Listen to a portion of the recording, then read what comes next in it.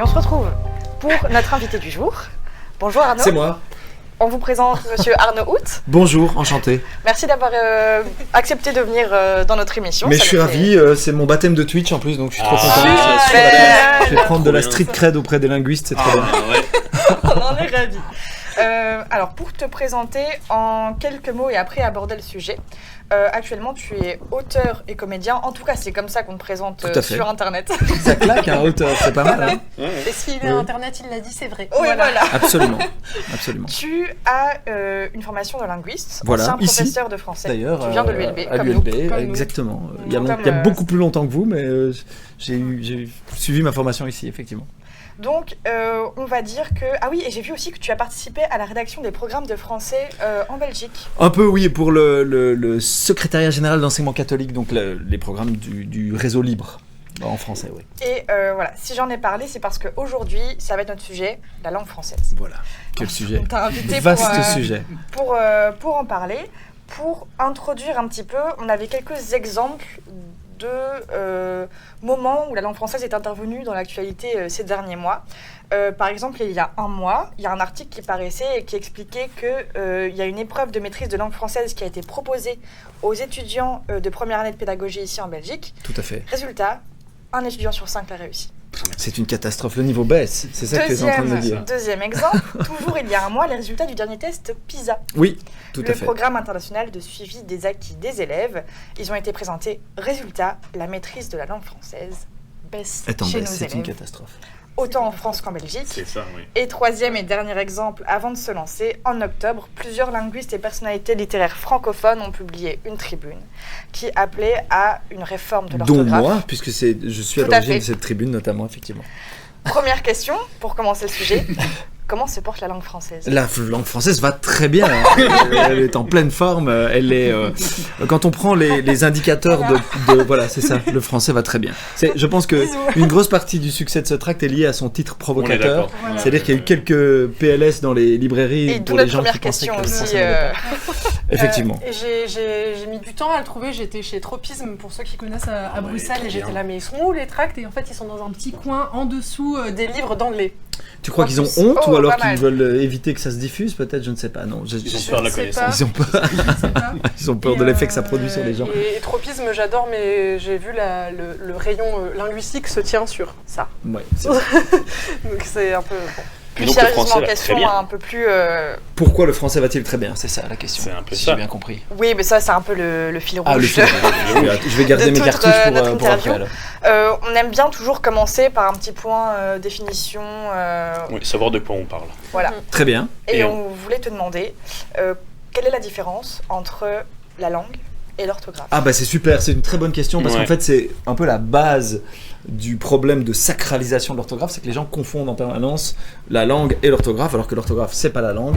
En fait l'orthographe c'est d'abord simplement le code graphique qui permet de retranscrire la langue orale. Donc on a une série de correspondances entre les sons et les lettres, et en français elle est absolument délirante. Donc pour le son S, par exemple, on a 12 manières différentes de traduire le son, de décrire le son S, ce qui est vraiment trop, hein, on est d'accord. Et puis un peu voilà. Ceux qui apprennent la langue. Et mais ça, c'est une seule des fonctions de l'orthographe, c'est traduire simplement l'oral, le son de la langue. Et puis il y a aussi une fonction morphologique, comme on l'appelle, c'est-à-dire grammaticale, où on peut marquer des fonctions ou marquer le pluriel, ENT par exemple pour les verbes. Et puis il y a deux fonctions qui, elles, sont parfois un peu survalorisées et mises en avant, mais qui plaisent à certaines personnes. C'est une fonction de marquer l'histoire du mot dans le mot. Donc vous avez parfois des lettres étymologiques qui rappellent le passé. Et puis vous avez aussi une fonction, alors j'en ai dit 3 là, c'est ça, une fonction historique, c'est rappeler que certains mots viennent du latin, etc. Mais donc en gros, l'orthographe c'est simplement le code, et alors la langue, elle est orale, vivante, spontanée. La différence entre l'orthographe et la langue, c'est aussi que l'orthographe évolue par décret, c'est-à-dire qu'on n'a pas l'orthographe...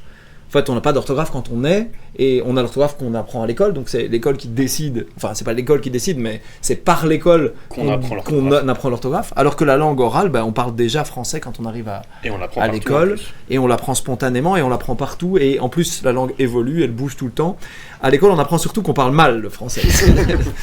Et voilà. Juste avant de continuer, on remercie énormément Celle sur mes frites qui a renouvelé son abonnement et c'est son 11e mois. Je pense que c'est l'une de nos anciennes abonnées. Ça, c'est de la Génial. fidélité. Ça, c'est de la fidélité, c'est trop bien. Merci beaucoup à toi. Merci Celle sur mes frites. Ouais. J'adore ce pseudo. Il y a des pseudos, ils sont jolis. Formidable. C'est Et du formidable. coup, tu parlais de la fonction un peu historique de la langue et je voulais qu'on revienne un peu là-dessus puisqu'il y a un moment un peu charnière où l'orthographe a été codifiée, puisqu'avant en fait c'était un peu chacun fait ce qu'il veut. Oui, tout à fait. Avant le 17e, enfin avant 1694, donc le premier dictionnaire de l'Académie française, en fait tout le monde écrit comme il veut parce que l'orthographe n'existe pas. Il faut savoir que le mot orthographe vient du grec orthos qui veut dire correct. Et donc en fait, orthographe, c'est simplement l'écriture correcte. Et avant ça, il y avait plein d'écritures, mais il a fallu qu'une institution officielle de l'État, fondée par Richelieu en 1634, 5, je sais plus, enfin, Le premier 17e. dictionnaire, je crois que c'est 35. Et voilà, mais en 1694, c'est la sortie du premier dictionnaire, je pense. Enfin, de toute façon, ils nous corrigeront dans le chat. Ouais. On va avoir du fact-checking de ouf. Ça soyez vif. Et l'Académie française va décider de créer ce dictionnaire pour fixer une seule orthographe. Le problème, c'est qu'elle va favoriser une orthographe volontairement compliquée, pleine de traces étymologiques, pleine de lettres latines ou grecques, pour marquer sa distinction avec l'italien, en essayant de faire de notre langue une langue particulièrement latine, parce que c'était super classe à l'époque. Et donc en plus de cette langue, il y avait en plus dans ce codage, dans cette première version de l'orthographe, il y avait une dimension extrêmement politique d'exclusion. C'est-à-dire que je crois me souvenir que dans un... Alors je sais plus si c'était dans le premier dictionnaire, mais la personne en charge avait écrit que l'orthographe, sa vocation devait être de différencier les bonnes lettres et des ignorants et des simples femmes. Les ignorants et les simples femmes, oui. En fait, c'est dans les cahiers préparatoires tout à fait de Mézeray. Pour préparer le premier dictionnaire de l'Académie, on montre déjà la fonction distinctive de l'orthographe qui serait réservée à une partie. Vaugelas parlait aussi de la partie la plus noble de la cour, donc quelque chose de très réservé. Après, je pense qu'à l'école, déjà, personne n'écrit. Donc, je pense que quand on pense à ça, on pense aussi à une époque... Enfin, c'est difficile de recontextualiser comment on pensait à l'époque, puisqu'effectivement, à l'époque, le peuple, dans son extrême majorité, ne savait ni lire ni écrire. Donc, il n'y avait pas vraiment de... C'était pas non plus pour écarter les masses populaires qui seraient éventuellement dangereuses. Déjà écartés, en fait. Qui étaient déjà spontanément écartés. Mais c'est vrai que, globalement, on a quand même toujours fait de cette orthographe, notamment au XVIIe et après au XIXe, un sésame d'accès à la langue. C'est-à-dire que quand on n'avait pas accès à l'orthographe, on n'avait pas accès à la langue, donc la langue était réservée à une certaine élite. Au XVIIIe, c'est un peu différent parce que l'Académie française du XVIIIe est très progressiste. Elle change l'orthographe, elle améliore la langue, enfin l'orthographe, elle rapproche l'oral de l'écrit.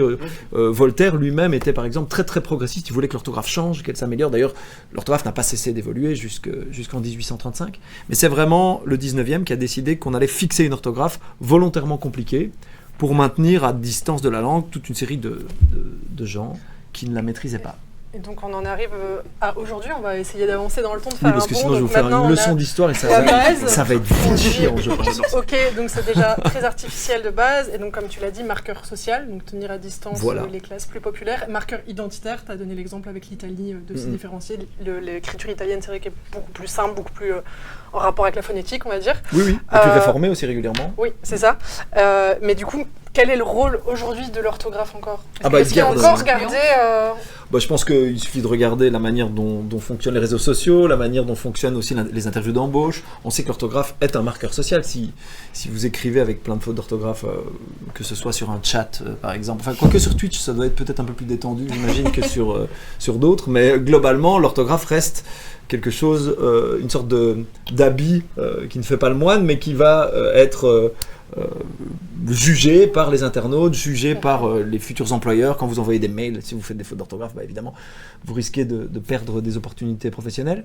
Et c'est vrai que les sociolinguistes, depuis longtemps, ont mis le doigt sur la dimension discriminante de l'orthographe, notamment parce que l'orthographe ne traduit pas ni la qualité d'une phrase, C'est-à-dire qu'on peut écrire une phrase formidable avec une orthographe catastrophique. Et souvent, on confond orthographe aussi et syntaxe, vocabulaire. Les gens disent c'est de l'orthographe. Mais non, l'ordre des mots dans la phrase, c'est pas exactement de l'orthographe, c'est d'autres choses. Et là, on peut effectivement faire une très mauvaise phrase si on inverse les mots ou si on choisit un mauvais vocabulaire ou des choses comme ça. Par contre, quand il s'agit par exemple des consonnes doubles, le fait que vous mettiez une consonne simple ou double à un mot, ça ne change absolument rien à ce mot. Et d'ailleurs, la plupart des consonnes doubles en français ne servent à rien, à part à savoir qui les a retenues à l'école et qui ne les a pas retenues, et à pouvoir les hiérarchiser dans leur rapport à la langue. À la différence de l'italien, où là, les consonnes doubles peuvent avoir un changement sémantique. Exactement. Donc, voilà. Exactement. Il y en a quelques-unes en français, mais il y en a très peu. C'est ça, et puis en anglais, par exemple, il y a extrêmement peu, ça fait figure vraiment d'exception, les consonnes doubles, puisque en fait, ça embête tout le monde. Absolument, absolument. Ils ont d'autres problèmes en orthographe lexicale en anglais, parce qu'ils ont aussi... Par exemple, la différence entre les sons et les signes sont extrêmement éloignés, comme en français. Mais par contre, eux, ils ont zéro problème de grammaire. Oui, c'est ça. C'est-à-dire que globalement, tous les adjectifs ou les participes sont invariables. On dit small boys, small girls, small guys. Et donc, le small ne bouge pas. Et en français, il faut bien avouer que souvent, quand on se juge ou même qu'on se casse sur l'orthographe, c'est plutôt par rapport à des fautes de grammaire ou d'accords de participe passé ou des choses comme ça. Et toi, ce que tu proposes justement, au lieu de juger les gens pour leur orthographe, c'est plutôt de juger l'orthographe elle-même, et de montrer à quel point en fait il y a beaucoup de choses dans cette langue qui aujourd'hui n'ont plus vraiment de pertinence et en tout cas excluent beaucoup les gens et hiérarchisent. Tout à fait. Les hiérarchies. Montrer la nécessité d'une réforme de l'orthographe intelligente. Alors il faut toujours dire quand on réforme l'orthographe, il faut toujours éviter ce qu'on appelle les faux dilemmes, c'est-à-dire ah mais alors vous voulez supprimer toute l'orthographe, vous voulez écrire en phonétique ou en SMS, non pas du tout. L'idée c'est vraiment de supprimer dans l'orthographe ce qui n'a pas de sens, ce qui est contre-productif, ce qui est contraire à l'étymologie aussi, parce qu'il faut savoir qu'il y a énormément de traces étymologiques qu'on a conservées qui sont foireuses. Tu as des exemples par exemple, on a colère qui prend pas de H et choléra qui en prend un, alors qu'en fait ils viennent de la même origine. Il faudrait mettre un H à mécanique, il faudrait mettre un H à école, puisque ça vient de skolé en grec. Donc en fait on dit c'est grec. Le mot trône vient du grec, il faudrait un TH, mais par contre on lui a rajouté un circonflexe qui lui n'est pas du tout étymologique puisque ça vient de tronous, il n'y a pas de S en grec. Donc en gros, on a pour un grand nombre d'étymologies fait ça n'importe comment parce qu'on connaissait pas l'étymologie tout simplement. Mais est-ce que si on commence à rajouter un H à école, ça rendrait pas encore plus compliqué Moi je suis plutôt friand de suppression des consonnes étymologiques puisque ça permet évidemment, d'abord ça n'empêche pas du tout les autres langues, l'italien, l'espagnol, le portugais, de faire de l'étymologie, donc de retrouver l'origine d'un mot. Finalement la trace étymologique c'est simplement en conserver une. Alors la question aussi qui se pose c'est pourquoi celle-là, pourquoi grecque et latine et pas allemande, arabe, enfin il y a plein de traces étymologiques qui auraient pu être conservées dans les mots. Tu as des exemples de ces langues-là parce que je pense qu'on a tous en tête. En arabe, il y a beaucoup de mots qui viennent de l'arabe en français énormément, comme le mot guitare, ou le mot café, le mot. Tous les chiffres, tout ce qui est. Le mot zéro vient de l'arabe aussi. Enfin, il y a plein de mots qui viennent de l'italien, du portugais. Enfin, il y a plein. Alcool aussi qui vient. Alcool vient de l'arabe, ça c'est super drôle. C'est super. Le mot alcool vient de l'arabe, ça vaut le coup de le souligner. Ouais. Et puis, donc à terme, l'idée c'est vraiment d'améliorer le code graphique pour qu'il corresponde mieux à son usage, c'est-à-dire la retranscription de la langue, et que, comme tous les outils de retranscription, ils soient plus pratiques, plus utilisables.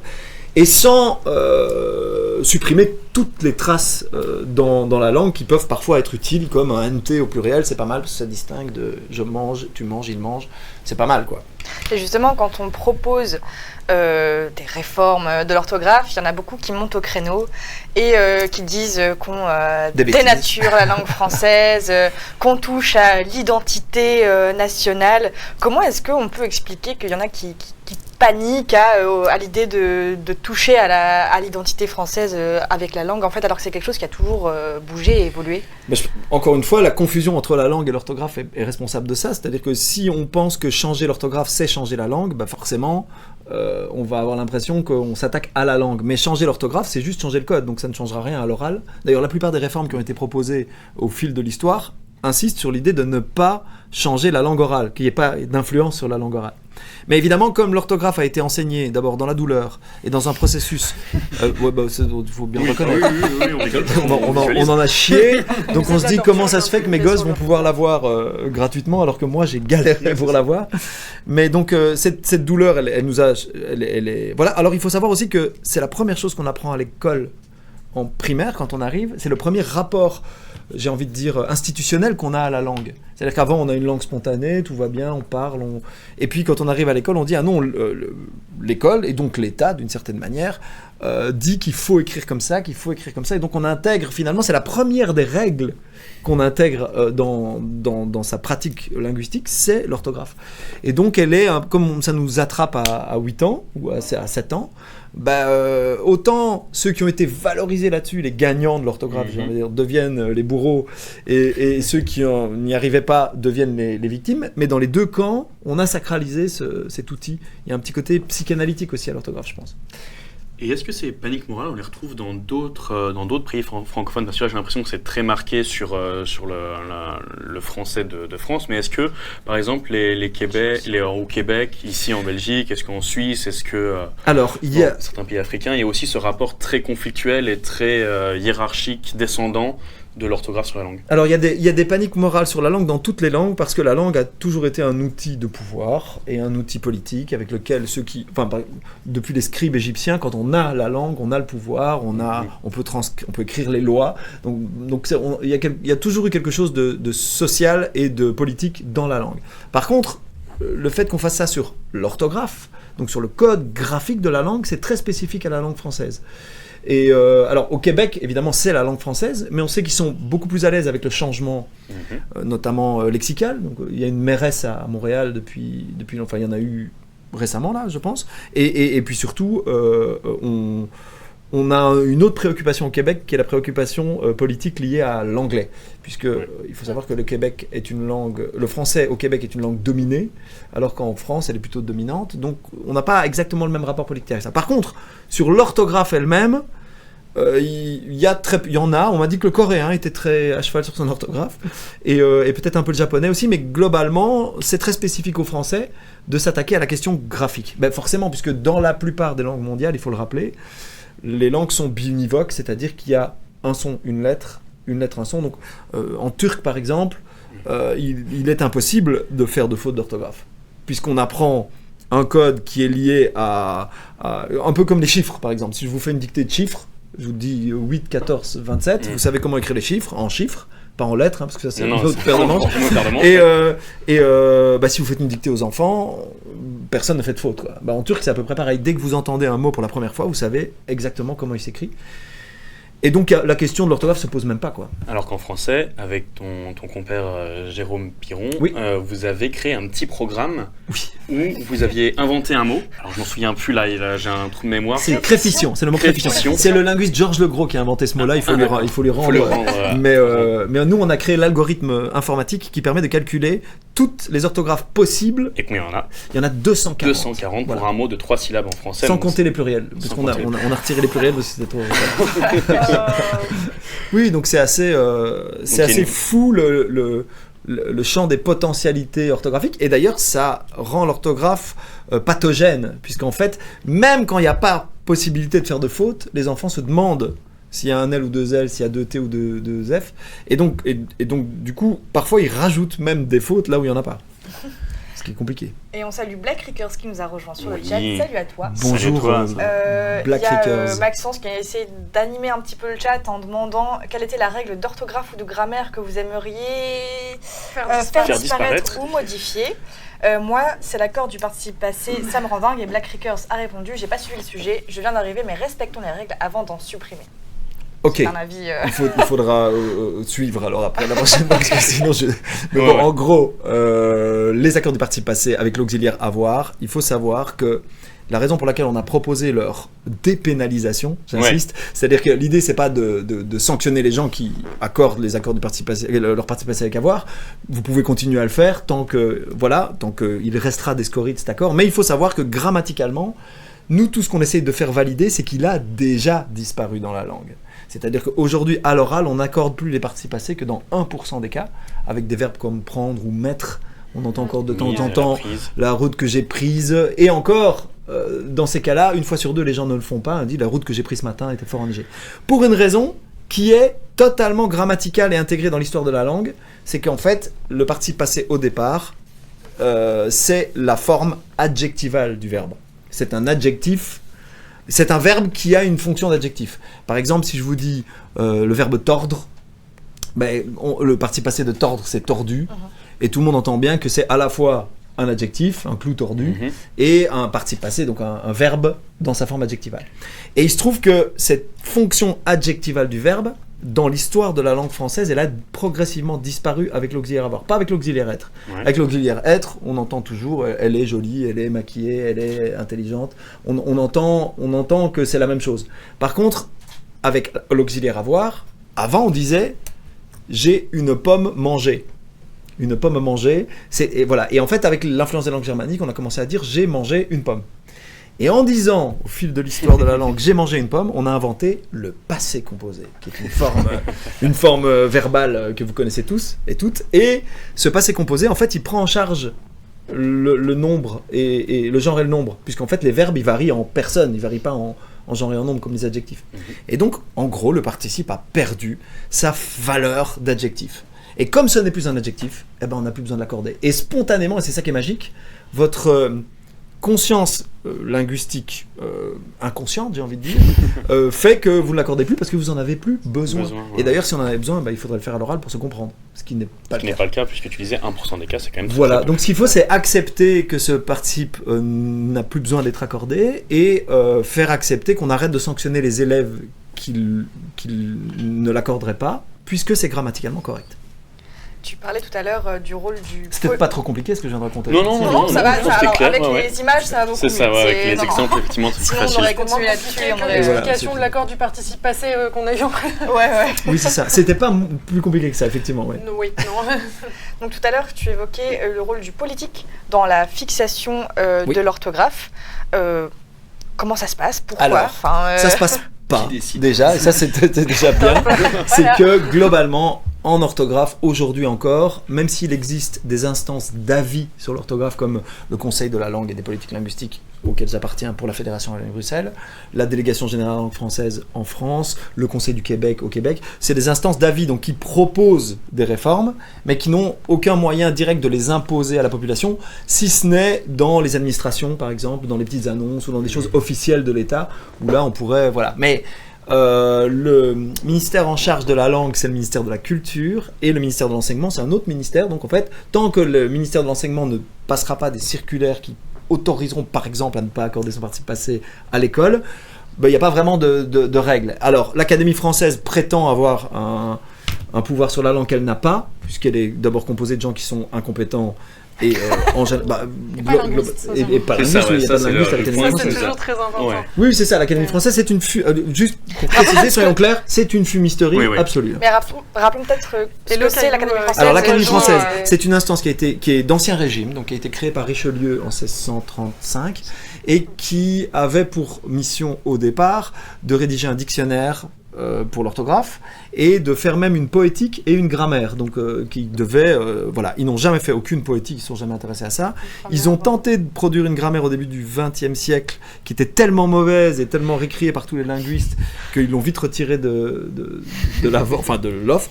Et puis donc l'Académie française au fil des siècles finalement n'a fait que des dictionnaires, ils en sont à la 9e édition, et là ils ont mis à peu près 100 ans pour faire la dernière édition, elle commence à se terminer là.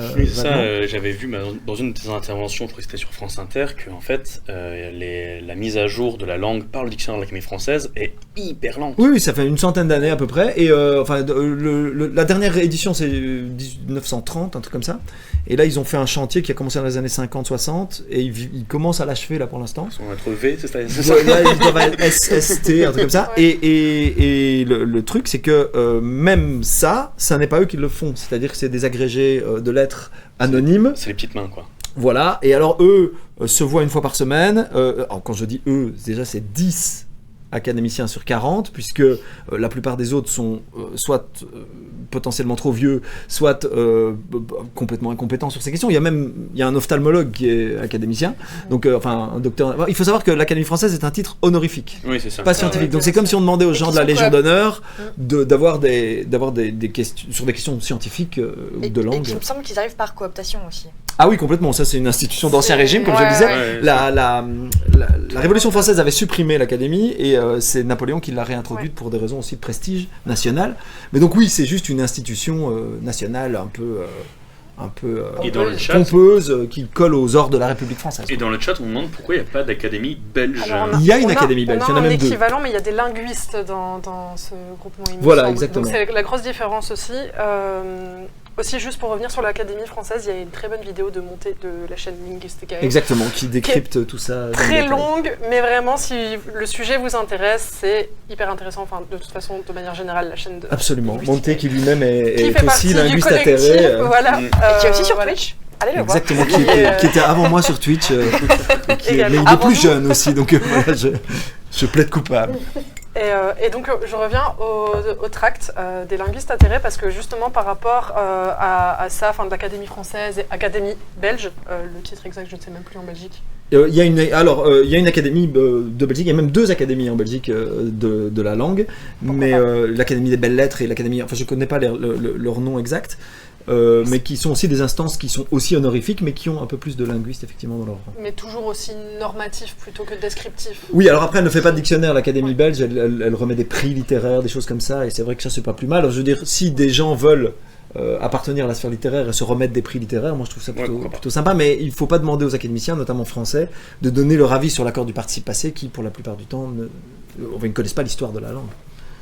Et donc pourquoi je parlais de ça parce que dans le tract, il y a le tract déjà, on n'a pas expliqué la structure, en fait c'est 10 idées reçues. Voilà. Et à chaque fois c'est l'idée reçue, débunkage et le mini-chapitre se termine par des propositions de comment améliorer. Et une des propositions c'est de créer un collège des francophones. Absolument.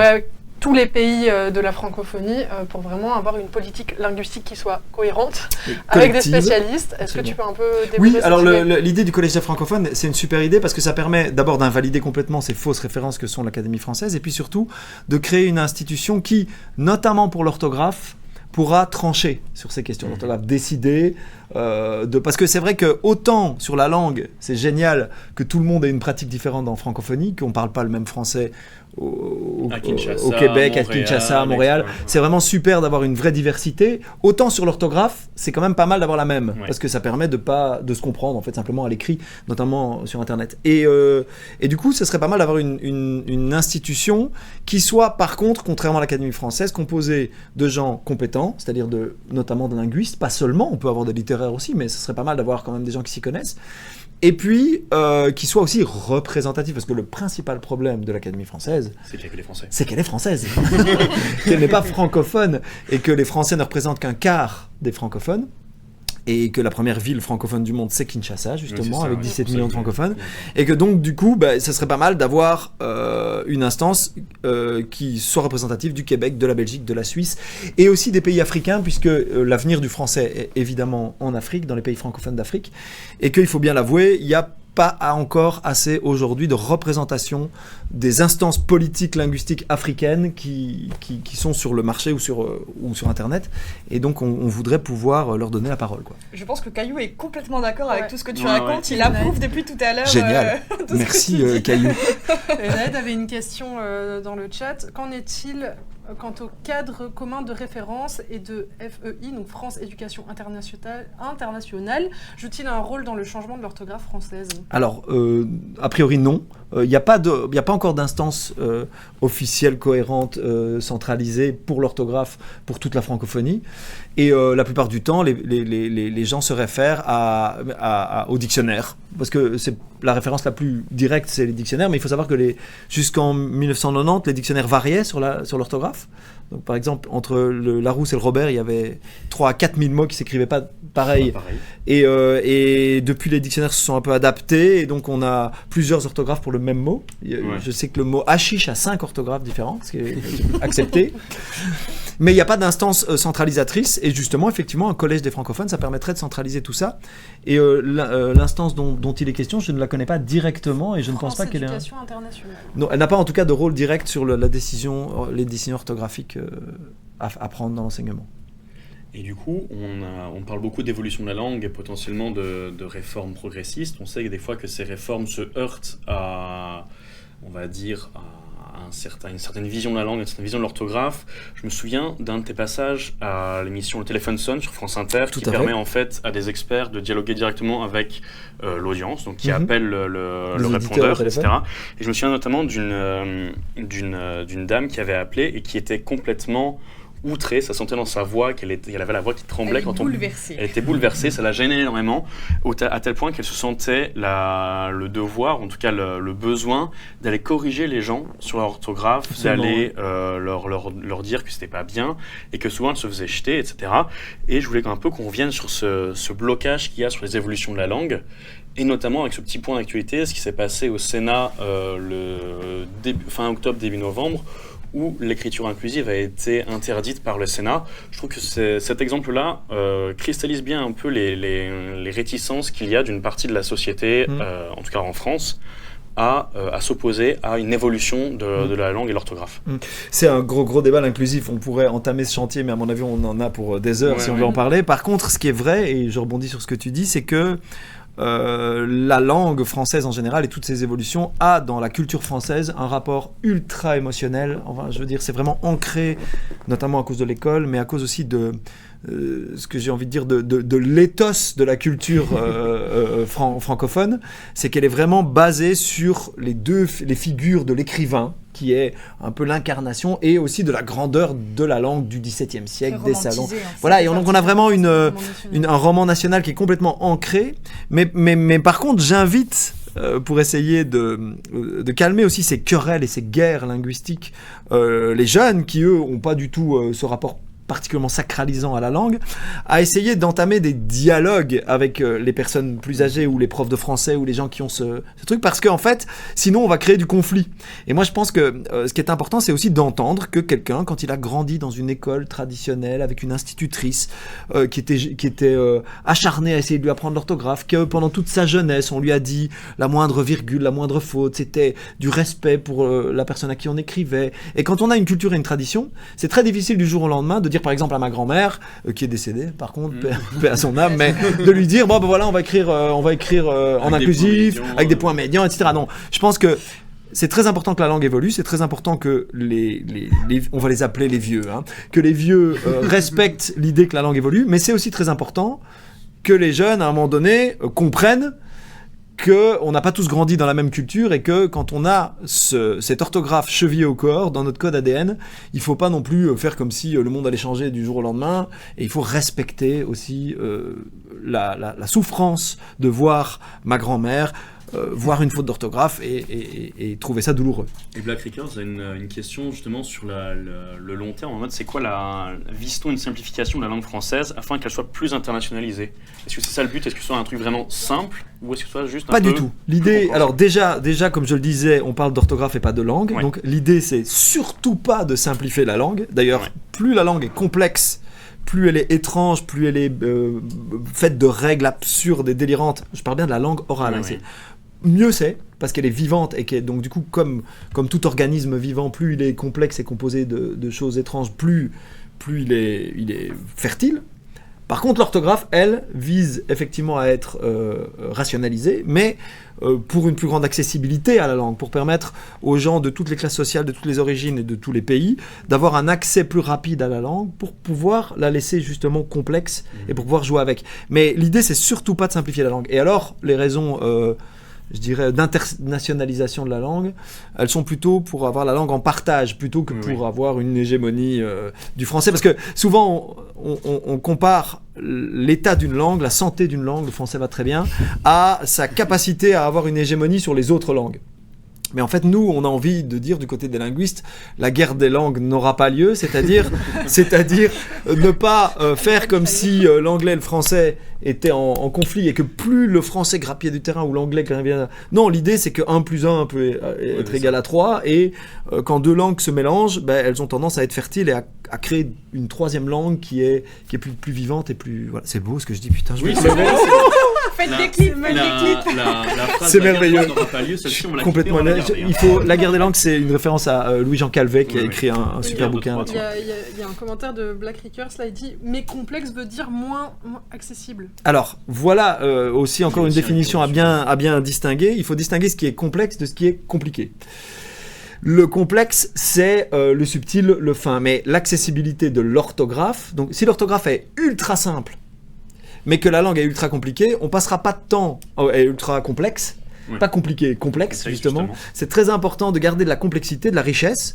Par exemple, si on prend toujours cette métaphore que tout le monde fait avec Orwell qui dit la novlangue, qui réduirait la langue à l'alternative binaire entre bien et non bien au lieu de mal, parce qu'on sait que mal c'est jamais exactement le contraire de bien, et donc ça crée cette complexité qui est la richesse de la langue. Big Brother, lui, veut détruire cette complexité en faisant des rapports ultra binaires et ultra mécaniques à la langue. Et ça, c'est une déperdition. Par contre, la manière dont on écrit bien ou mal, ça n'a aucun rapport à la langue elle-même. Et donc on peut conserver la complexité tout en simplifiant l'orthographe. Alors sache que Black Rickers t'a qualifié de poète dans le chat. Merci. J'espère que ça te touche. Ah bah, je fais des vers sans m'en apercevoir. Il y a Jolas, juste derrière l'écran, qui dit 1 + 1 = 3, l'étudiant en moi qui a raté stat 4 fois après 6. C'est ça la poésie, c'est tout à fait. Et des maths. Tariq, Exactement. Voilà, pardon, j'allais le faire, vas-y. Tariq qui nous dit bonjour du Costa Rica. C'est un membre de l'équipe qui est en voyage. Je suis jalouse. Bonjour Tariq. Mais merci de passer, c'est gentil. Et qui souligne aussi le beau micro, 2024 est synonyme de nouveauté. Il est magnifique. Et ouais, il y a du budget dans nos fils, attention. Efficace, en plus on m'entend hyper bien. Je peux faire de ASMR. Oh non, pitié. Pas d'ASMR chez Doffice. Maxence valide, elle vient nous faire un petit pouce. La régie valide. Non. Ok, non, valide pas du tout. Non, valide pas du tout, on va passer à autre chose. Souvent, on entend que réformer l'orthographe, en tout cas la simplifier à l'écrit, ce serait un nivellement par le bas. Toi, au contraire, tu évoques un nivellement par le haut. Est-ce que tu pourrais un peu nous expliquer ta vision des choses ? L'idée, c'est qu'à partir du moment où on améliore, où on retire en temps scolaire, c'est-à-dire tout le temps scolaire qu'on consacre à l'orthographe, qui est délirant. Hein. Il y a un étudiant de l'ULB il y a quelques années qui avait calculé que rien que pour les accords du participe passé, on passait 80 heures sur un cursus scolaire global. Alors, je ne sais pas si c'est encore le cas aujourd'hui, mais il y a une quinzaine d'années, c'était le cas, pour un niveau dont tout le monde se plaint sur le participe passé. Et donc, tout le temps scolaire qu'on ne passera pas à étudier Landau, Sarraud, vous voyez ces fameux mots qui prennent S au lieu de X à la fin de... Voilà. Si on remplace par exemple tous les pluriels en S, X par des pluriels en S, pour des raisons, encore une fois, d'histoire de la langue, puisque on sait que le X est juste une erreur de recopiage d'une abréviation qui n'était pas vraiment un X, et qui n'est pas du tout étymologique en fait. On pourrait mettre des S partout, et du coup on gagnerait du temps scolaire. On gagnerait du temps scolaire sur Chouibou Caillou, sur toutes ces trucs-là. Et ce temps scolaire, on pourrait le réinvestir notamment dans les processus de la lecture qui sont problématiques chez les francophones, puisqu'on a vu que les études PISA montraient que effectivement on avait un retard. Il faut savoir que les petits italophones, les petits hispanophones font de la littérature, font de la lecture, font de la compréhension à l'écrit bien avant les petits francophones, puisque les petits francophones sont encore occupés de faire de l'orthographe jusqu'à 12, 13, 14, parfois 15 ans. Il me semble même qu'en Espagne, ils ont des notions de linguistique à l'école aussi.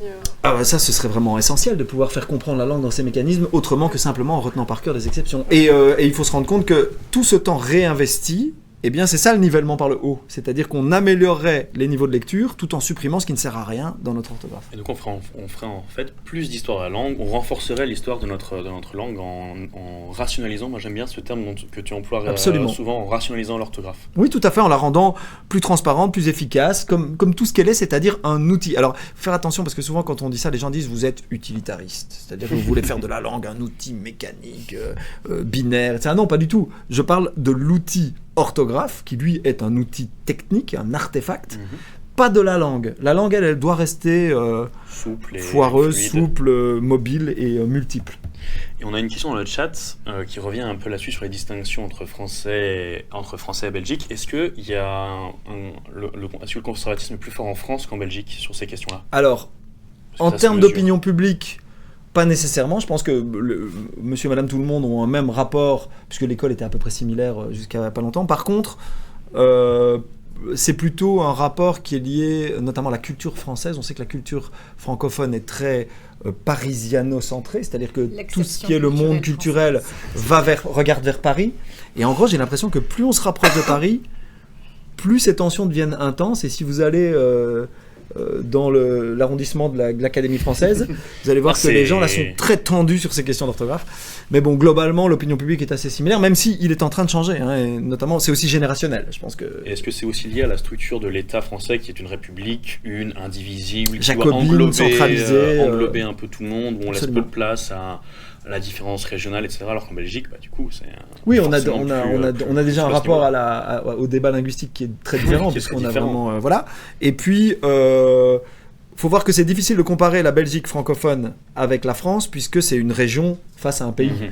Nous, on est vraiment... Il y a une dimension régionale à la langue française en Wallonie, alors que là, on est sur un pays entier en France. Mais globalement, oui, c'est ça. Il y a une hypercentralisation, une mentalité beaucoup plus jacobine qui fait que le changement doit être décidé au centre et puis voilà.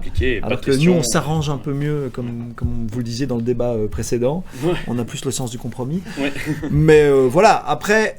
Chaque instance, chaque pays a une couleur, et c'est vrai qu'on sait que les instances politiques linguistiques wallonnes, enfin de la Fédération de Bruxelles, sont plutôt progressistes et plutôt composées avec beaucoup de linguistes qui voudraient voir les choses changer, alors qu'en France, on est plutôt conservateur, effectivement. Alors ça réagit bien dans le chat. Super, j'ai pas le temps de tout lire. Hein. Oui, on essaye de suivre un peu, mais là, on voit que le sujet vous passionne, et tant mieux, ça nous fait très plaisir.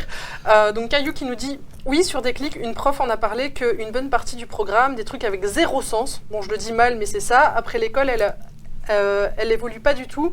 T'as toujours des cours catho, etc., qui n'ont pas beaucoup de sens et qui sont chiants comme la mort. Voilà. C'est un peu le rapport pathogène dont tu parlais. À l'école en général, la manière dont on enseigne. Et ensuite, on a Black Rickers qui nous dit, moi qui suis très scientifique d'esprit, je détestais le français à l'heure actuelle. Je pense avoir eu la chance d'avoir des profs qui nous guident vers la littérature pour apprendre notre langue. Absolument. Est-ce que ça, c'est vraiment un biais pour apprendre plus l'orthographe par la littérature, par les arts ? L'idée, c'est pas d'utiliser la langue pour apprendre l'orthographe, c'est de régler le problème de l'orthographe. Voilà, et puis se consacrer à la langue. Parce qu'en fait, il y a aussi un truc qu'on souligne pas assez, c'est qu'on a une obsession de l'écrit à l'école. Parce qu'à l'école, tout doit être écrit, parce qu'il faut des traces de ce qu'on fait, et tout est un peu institutionnalisé. Donc l'écriture prend une place dans la culture francophone qui est démesurée, alors qu'en fait, on peut très bien aussi donner plus de place à l'oral, lire à voix haute, qui est un plaisir incroyable, à comprendre les textes en se les partageant, et je pense que oui, consacrer un peu moins de temps à l'orthographe et un peu plus à la littérature, c'est évidemment un des enjeux, enfin à la littérature ou même à la communication, à la langue dans toutes ses subtilités lexicales, et c'est un enjeu, oui, important. On a un commentaire d'Anunator. On va pas revenir sur la première partie du commentaire parce qu'on l'a abordé au début, mais donc, je vais quand même lire l'entièreté. On souhaite souvent simplifier les mots comme le remplacement de PH par F. Ne risque-t-on pas de perdre et oublier l'origine du mot ? Ça, on en a déjà parlé, donc je t'invite à voir la rediffusion sur YouTube. D'autant que Nénéfer, c'est un mauvais exemple puisqu'il vient de l'arabe et c'est un académicien qui s'est planté et qui lui a mis un PH alors que ça vient pas du tout du grec. Donc, idem pour les accords, ne serait-ce pas par fainéantise ? On a déjà parlé un peu des accords. Et surtout, c'est la dernière partie du message que je trouve intéressante, et on n'a pas encore abordé le sujet. À la fin, nous pourrons écrire notre mémoire en texto. Ça fera moins de pages. Le grand sujet de l'écriture sur Internet. C'est vrai qu'on a toujours tendance à renvoyer à ce faux dilemme de soit on écrit avec une orthographe hyper compliquée, avec plein d'étymologies, soit on écrit en texto. Mais il faut savoir qu'il y a entre les deux un long continuum de trucs qui pourraient ne pas être du texto et ne pas être... Voilà. Et puis d'autant que le texto n'est pas du tout une forme d'écriture collective, c'est une forme d'écriture privée. C'est-à-dire, il faut savoir qu'on est tous polygraphes, c'est-à-dire qu'on a tous plusieurs codes, et d'ailleurs même on a tous des maîtrises différentes, des nouveaux processus qui existent numériques, comme les emojis, les gifs, enfin toutes ces choses-là. Et donc on peut très bien avoir des processus d'expression écrite privée entre nous, qui sont parfaitement compréhensibles de nous, et dans la sphère publique, à l'école, au boulot, avoir une orthographe qui est impeccable. D'ailleurs, les études qui ont cherché à voir si le fait d'utiliser beaucoup des SMS ou du langage numérique avait une incidence sur le niveau orthographique des gens prouvent que pas du tout. D'accord. Qu'en fait, vous pouvez avoir de grosses pratiques numériques de SMS ou en ligne ou des choses comme ça, Avec plein de fautes. de chat avec plein de fautes ou même avec Plein vos d'erreurs, propres, d'ailleurs, ouais, c'est ça. voilà, ou plein de variétés même, ou avec des, enfin bref, que vous exprimiez vraiment phonétiquement en ligne. Et avoir une très bonne orthographe au boulot ou pour des choses qui le nécessitent. Donc il n'y a pas de rapport entre la quantité de textos qu'on envoie et l'influence que ça a sur votre orthographe. Ça continue de réagir, mais moi j'aimerais bien quand même poser une question un peu plus personnelle. Ouais, bien On sûr. pourra peut-être continuer après, on prend Personnel. le temps. Le temps Ah oui, parce que Pas moi trop ce que je trouve assez original dans ton parcours, c'est que tu es passé de prof, où tu parlais de français, à monter sur scène, comédien, où tu parles de la langue française. Donc en soi, c'est le même sujet, juste tu n'en parles pas de la même façon. Est-ce que le message passe mieux comme ça ? Ouais, il passe pas aux mêmes personnes déjà. Déjà. Puisque déjà, quand moi j'étais prof dans une école technique et professionnelle, donc je m'adressais aux pauvres et aux gens qui avaient, parce que bon, ça c'est une autre facette de mon travail, mais on fait un spectacle sur les inégalités sociales à l'école, et le fait est que dans les écoles techniques et professionnelles aujourd'hui, il y a malheureusement que des gens issus de l'immigration et plutôt défavorisés, mais m'adressant à eux, je m'adressais à des gens qui avaient déjà des difficultés d'orthographe, et donc je reconstruisais un peu leur confiance en eux, etc. Maintenant au théâtre, c'est plutôt avec des bourgeois, donc je m'adresse à la classe moyenne supérieure éduquée qui va au théâtre, puisque on sait que c'est quand même très stratifié sociologiquement aussi. Et là, j'ai un autre discours, une autre manière de m'exprimer, mais après, ça touche d'autres gens. Et puis, sur les réseaux, ici, par exemple, sur Twitch ou sur Internet, à travers le TEDx qu'on a fait aussi, on touche encore d'autres gens qui ne vont pas spécialement au théâtre. Donc, l'idée, c'est effectivement de continuer à dire la même chose, mais de pouvoir élargir autant que possible à un maximum de public l'importance de ce message de changement orthographique. Et ça continue à réagir. Ouais, Apparemment, Caillou a fait « Ah oui, c'est un des profs de ce collectif, cool !» Voilà. Il est content. Génial. Je prends de la street cred aujourd'hui, c'est très bien. Je suis trop content. Auprès de l'audience Twitch, qui est vrai, tu disais, tu as fait aussi pas mal de radio et de petits podcasts, et c'était aussi, j'imagine, pour toucher le public radio et continuer un peu ce... Oui, c'est ça. Nous, on a été aussi un peu là où on nous a proposé, hein, quand on nous a dit vous voulez faire des chroniques sur France Inter, ça s'appelle Tu parles, et on peut encore les retrouver sur Internet. Ça s'adresse plutôt au public de France Inter. Après, quand on nous invite dans des podcasts, on y va. On a essayé, il y a 4-5 ans, de faire des petites capsules YouTube un peu plus péchues, mais ça n'a pas marché parce que c'était vraiment mauvais. Et que je pense que le format YouTube n'est pas celui qui nous convient le mieux. Nous, on aime bien prendre son temps, et voilà. Et du coup, sur Twitch, c'est parfait pour ça. Oui, et c'est super. je pense qu'au niveau de l'interview, on va clôturer ici. Et justement, tu nous parlais de ton spectacle. Où est-ce qu'on peut te retrouver actuellement si on a envie Max, de venir tu te peux voir nous mettre l'affiche du spectacle Maxence. Du nouveau spectacle, Maxence, c'est ça, qui s'appelle Kevin. Qui s'appelle Kevin. Et on a préparé Exactement. un petit visuel pendant que tu peux... C'est ton moment promo, vas-y. C'est ça, Où Ah, super. est-ce qu'on peut te retrouver Alors, si jamais on t'a pour la langue apprécié. française, on a écrit un bouquin qui s'appelle Le français n'existe pas, aux éditions Le Robert, que vous pouvez trouver, et qui est sympa, sauf l'illustrateur que j'aime pas, mais je peux pas le dire. Comme ça, vous le saurez. Et sinon, le tract des linguistes tract. atterrés. Et puis, on a aussi des chroniques sur France Inter qui s'appellent Tu parles. Donc, vous tapez Tu parles, Arnaud Hout sur France Inter, vous le retrouverez. Et ça, c'est le tout nouveau spectacle qui est sorti en septembre dernier. On a commencé toute la tournée belge là maintenant, et on va se retrouver en France jusqu'à la fin de l'année, mais on revient à Bruxelles, à Namur et à Bruxelles, à Charleroi et à Liège l'an prochain, et à Volubilis aussi, je pense. Et ça, c'est un spectacle qui s'appelle Kevin et qui s'interroge sur les raisons qui font que justement, comme je le disais tout à l'heure, dans les écoles techniques et professionnelles chez nous, il n'y a que des gens issus de l'immigration et des gens en difficulté, des gens défavorisés, et que notre système éducatif est particulièrement mauvais quand il s'agit de donner l'égalité des chances à tous les enfants de tous les milieux sociaux de réussir à l'école. Est-ce qu'il y a encore des places pour la tournée française, parce que c'est déjà en tout France, il y a encore complet. des places au Théâtre du Rond-Point à Paris à partir de fin avril, début mai. Donc si vous tapez... mais si vous allez sur chantaletbernadette.com, c'est le nom de la compagnie de théâtre. C'est ça, c'est marqué sur l'affiche. Chantal et Bernadette, c'est ma maman et la maman de Jérôme. C'est mignon. Il a tous les Des bisous à toutes les enfants. mamans. C'est trop mignon. Là aussi, on gagne des points. Là. Bon, chantaletbernadette.com, vous avez toutes les dates et toutes les infos là-dessus. Trop bien. Avant de te laisser, je vous ai préparé un petit jeu. Parce que c'est parti. on s'est fait un Jouez dans le petit chat kiff, aussi. là. En préparant cette interview, on a commencé à parler de la francophonie, voilà, en Belgique, au Canada, les Québécois. Ah oui, c'est vrai que les Québécois, en fait, ils n'utilisent pas les mêmes titres de films que nous. Et donc, je me suis amusée à aller voir certaines affiches de films que tout le monde connaît. Ce sont des films ultra connus, mais le titre n'est pas le même en québécois et des fois ça peut vraiment perturber. Petit exemple qui nous a fait beaucoup rire avec Aline Augustin, j'ai vu l'affiche de Chicken Run, donc tout le monde voit Chicken Run, les poulets en pâte à modeler, c'est poulet en fuite. Voilà. Déjà. C'est super, on dirait un nom de kebab ou de poulet en fuite. N'hésitez pas à jouer avec nous dans le chat. Et voilà, donc, c'est. Est-ce qu'on ouvre le chat pour pas qu'on triche? Ah ouais, moi je suis chaud Donc, de vous enlever le Max, chat. je pense que tu peux nous enlever le Moi, chat. je vais On va le prendre couper. pour animer un petit peu. Ouais. Hop. On n'a pas de buzzer, mais du coup, ça va être, je sais pas, à main levée. Non, Oui, pas de oui. buzzer, mais les propositions. réponse, hein. Ouais, c'est ça. Alors, ça va pas durer longtemps. J'ai 10 propositions, voilà, dynamiques. Dans le chat, n'hésitez pas Ouais. à participer. Le premier, très facile, c'est pour voir si vous avez compris le principe. Ok. Le film s'appelle Homme en noir.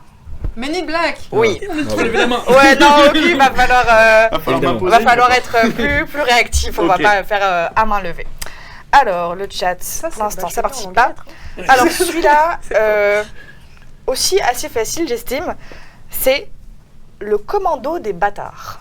Inglourious Basterds. Inglourious Basterds. Bien joué. Ouais, avec Ouais. Brad Pitt. On reste encore très similaire. Ensuite, alors celui-là, il est un peu plus complexe, Ah, yes. mais il faut pas oublier qu'ils font la traduction de l'anglais Oui. directement. Oui, oui. Ok. Le film s'appelle Détestable moi. Ah, moi je suis Despicable méchant. Oui, Me. bien, moi, voilà. je- Despicable Me en anglais. En anglais, on a des- Effectivement, ouais. Alors, je check un Ah petit oui, c'est ça, peu. ils ont traduit en français. Oui, C'est ça. évidemment. Ouais. on avait Oui, traduit voilà. Méchant, Je Méchant, ils check l'ont vite retraduit. fait le chat. Envoyez repas au McDo. Ah bon, vous êtes trop rapide, ils n'ont pas le temps de réagir dans le chat. Ah, mais au moins, non, voilà, c'est parce qu'on est ça super fait fort, l'animation. c'est Eh ben, tout. c'est crié devant votre écran. Ils sont trop forts, mais n'hésitez pas juste à nous le dire que... Ah, il y en a un qui a participé là. Alors celui-là, il est beaucoup plus complexe. Faut faire attention à la sonorité. Betelgeuse. Beetlejuice. Beetlejuice. Ah bah oui, oui. Ouais. Bravo. Gueuse. Ouais. B- C'est un B-E-T-E-L-G-E-U-S-E. truc de la bière.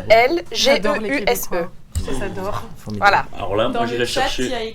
il y a Mabouri qui dit preuve en direct que l'oral va plus vite que l'écrit. Absolument. Bien Absolument. vu, Ça, bien c'est joué. clair. On pense, alors C'est elle est clair. pas à l'écrit. Alors, ensuite, sans dessus-dessous. Upside Down. Je sais pas si ça Vice existe. versa. Oui, bien joué, bravo. Waouh. Il y a le 2 qui va sortir d'ailleurs bientôt. Ouais. paraît-il. Ouais, c'est vrai, cette année. Avec des nouvelles émotions. Absolument. T'as pas allumé ton micro, Max. Pardon. Avec des nouvelles émotions. Je sais qu'il y a anxiété et les autres, on sait pas trop. Ah, ça va mais il y a être super. anxiété qui arrive et Ça colle à l'époque. L'annonce, Ouais, elle ça ressemble marche. bien à ce qu'on peut s'imaginer de l'anxiété. Alors Ah, ensuite, le 1 était super, donc le 2 ça. Allez. Comment les gros yeux? alors celui-là, Il est cadeau? danse lascive. Je suis sortie de Dirty petit. Oui. Dancing. Dirty Dancing. Danse lascive. Mais je le trouve trop drôle comme titre. Ouais. Oh, c'est moche comme nom quand même. Patrick. Alors ça, c'est pas du tout donné, rien à voir avec le titre original. Oula. En français, on a le titre original aussi. Sang froid. C'est pas Cape Fear? Ah non, il y avait un truc qui s'appelait Non, Cape Fear. c'est 200 francs. le titre, C'est c'est pas du tout la traduction. Sans non, froid. c'est pas du tout la traduction, c'est un seul mot, c'est un verbe. Du coup, il n'existe pas. Un verbe. Sans froid. Je vais dire qu'il Alors l'affiche, En anglais, c'est le verbe ou pas Parce que là, oui, en anglais. L'affiche, c'est Ryan Gosling qui est de profil comme ça. Drive. Oui. Bravo Maxence. Donc ça n'a rien à voir en fait. Effectivement. Absolument rien à pour voir. le chat, on a toutes les personnes qui sont en régie debout. Jonathan qui bouillonne. Il est là, je veux Lily, tu veux participer. Mais quand on a dit Ryan Gosling, j'ai vu une petite lampe qui s'allumait dans ton regard. Il y a encore 3 propositions. Bon, celui-là, il est assez facile. Enfin, c'est le plus facile des 3. Ok. Les Incroyables. Les Indestructibles. Oui. Mais je veux que tu l'as et qu'il arrive bientôt là. Moi, c'est ça, Les Indestructibles 2, je l'ai vu au Mexique en espagnol. C'était à mourir de rire. Oh là là. En espagnol, c'est à mourir de rire. En même temps, c'est pas les incroyables, c'est les incroyables. Pardon, je n'ai pas l'accent. Ah non, Il faut faire l'accent. non, je m'appelle pas Augustin. Je pourrais pas le faire. Ce serait méchant pour les notions. Avant-dernier, le professionnel. Le parrain? Non. The Accountant, le comptable avec. Non. Avec C'est un Dapper. truc de truand. Le professionnel, c'est il y a pas un truc avec Dustin Hoffman? Non. C'est un truc de truand. En français, c'est un prénom. Léon. Oui. Oh, avec. Waouh. J'ai dû voir Avec- Jean Reno. Avec Jean Jean Reno. Reno. J'allais dire Et Renault, il j'étais est là, jeune, non, très c'est pas jeune la Billy même Portman. chose. Oui. Que des exact. films de vieux, hein, je dis ça. On s'adapte à Twitch. Et le dernier, c'est mon préféré. Les petits pieds du bonheur. Happy Feet. Ça, c'est c'est trop mignon. C'est trop mignon, C'est cette mon petite larme. Vraiment, c'est adorable. Voilà, Magnifique. merci à vous d'avoir participé. Moi, je me suis éclatée à préparer Ouais, c'est ça, ça, ouais. en 5 Bravo. minutes. Merci dans le chat, vous avez été hyper réactifs. Franchement, c'était trop bien. Ça donne quoi le chat? Du coup, on ne voit plus, nous. Ah bah alors du coup le chat ils ont pas Ah, on va vraiment rallumer, nous. réussi à participer, Ouais, sinon ça bah allait ouais, trop ouais. On s'est amusé entre rapidement, nous, mais, c'est un peu voilà. triste, mais. Et si jamais, moi parce que du coup ton jeu ça m'a fait penser à quelque chose, je me dis que si jamais cette idée de traduire les noms de films en français, de l'anglais vers le français, vous trouvez ça rigolo, il y a un concept un peu similaire d'une troupe de théâtre / un groupe qui existe depuis très longtemps et qui s'appelle les Franglaises. Oui. Et en fait, ils font des concerts où ils chantent des chansons anglaises, mais en traduisant en français, littéralement. Ça doit Et être c'est ignoble. à mourir de rire. C'est un spectacle comique avec de la Hotel musique. California, c'est incroyable. Oui, voilà. Et Raining Man du aussi. coup, voilà, je vous mets Ah. juste le site là, parce que là, c'est vraiment juste, ça m'a fait penser à ça. C'est vraiment très très drôle. Et puis, je crois qu'il y a aussi des extraits sur YouTube, si jamais. Il y a vous les voulez spectacles regarder. entiers. Voilà, Ouais. donc Je- ça existe depuis je longtemps, connais. donc n'hésitez pas. Et Black Clickers qui nous dit prochaine fois pour le jeu on vient en plein tôt. Eh ben écoute. Ouais. Alors, on va faire Mais un. Ça va. j'espère que vous avez hurlé les réponses chez vous, même Ouais. si vous n'aviez pas le temps de les écrire. Et si un de ces jours vous voulez participer à une émission, Sachez N'hésitez que pas. c'est possible grâce aux Donation Goals, pas aux Donation Goals justement, Si. aux Donation Goals qu'on avait fait pour l'émission d'avant Noël. au bingo goals, tout ce que tu veux. Ouais. Pour l'émission spéciale Noël, on avait créé un bingo avec des cases à remplir. Typiquement, Aline mange quelque chose, Marco fait les gros yeux, Augustin fait un jeu de mots et en fonction des Excellent. lignes Et avec remplies, des, voilà, petits, des petites récompenses pour le chat. des petits défis. Super, mais vous ne vous ennuyez jamais, ma parole. Non, Non. non, Ah ça non, va. on est plein d'idées et ça Et en tout c'est cas, on a trop des bien. très très bons retours dans le chat. Hein. On Ouais. nous a dit que c'était super intéressant. Ouais, Que bah, merci, vraiment, merci on a à appris tout le plein de monde. choses, etc. Donc on a vraiment des très très bons retours dans le chat et ça fait plaisir. Bah merci à toi Super. d'être venu nous avoir Ouais, partagé merci, c'était tout Et ça. trop bien. à la prochaine pour parler des inégalités sociales à l'école. Ouais, Bah, ça écoute, peut ah être oui, par exemple. oui, oui, ça peut être un autre ouais, ça, idée de on pourra- sujet. On peut en parler très avec plaisir. Allez, on fait une petite